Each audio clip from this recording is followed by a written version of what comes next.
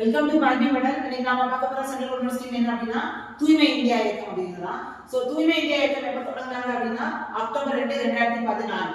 So இதோட நோக்கம் என்ன அப்படின்னா 2019 அக்டோபர் 2 காந்தியோட 150வது பிறந்த நாள். ஸோ அதுக்குள்ள நம்ம இந்தியாவை திறந்தவெளி மலக்கழித்தல் இல்லாத நாடா மாற்றணும் அப்படின்ற நோக்கத்துல தான் இந்த திட்டம் தொடங்கினாங்க.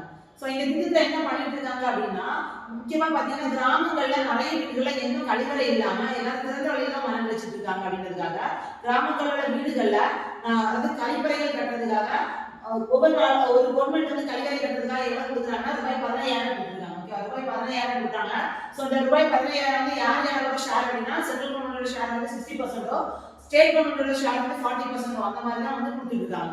இது தவிர நகரங்கள்ல வந்து கழிவறை கட்டுறது எப்படி கட்டுறாங்க, அதாவது அங்கேயே வந்து திறந்தவெளி மரங்கள் இருக்கக்கூடாது அப்படின்றதுக்காக நகரங்கள்ல நிறைய சமுதாய கழிவறைகளும் பொது கழிவறைகளும் உருவாக்கிட்டு இருக்காங்க. இப்படிதான் வந்து இந்த திட்டம் வந்து செயல்பட்டு இருக்கு. ஸோ இந்த திட்டம் வந்து பாத்தீங்கன்னா ஃபர்ஸ்ட் 2014 2019 வரைக்கும் நம்ம நேற்று எத்தனை கோடி, ஒரு 10 கோடி கழிவறைகள் நம்ம ஏற்கனவே கட்டிட்டோம். ஸோ இதனால இந்தியா நேர்லி எதை ரீச் பண்ணிட்டோம் அப்படின்னா கழிவறை, அதாவது திறந்தவெளி மரக்கழித்தல் இல்லாத இந்தியா அப்படின்றத ரீச் பண்ணிட்டோம்.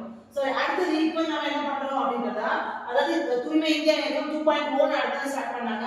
ஸோ அது எப்போ ஸ்டார்ட் பண்ணாங்க 2021 25 வரைக்கும் ஸ்டார்ட் பண்ணிருக்காங்க.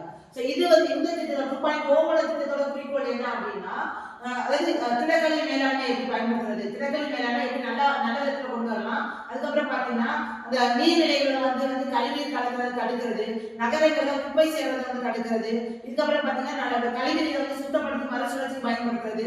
ஓகேவா, இந்த மாதிரி விஷயங்கள்லாம் என்ன பண்ணிட்டு இருக்காங்க அப்படின்னா இந்த தூய்மை இந்தியா 2.0 தான் பண்ணிட்டு இருக்காங்க. இது மட்டும் தகவலுக்கு நம்ம சேனலை சப்ஸ்கிரைப் பண்ணுங்க. தேங்க்யூ.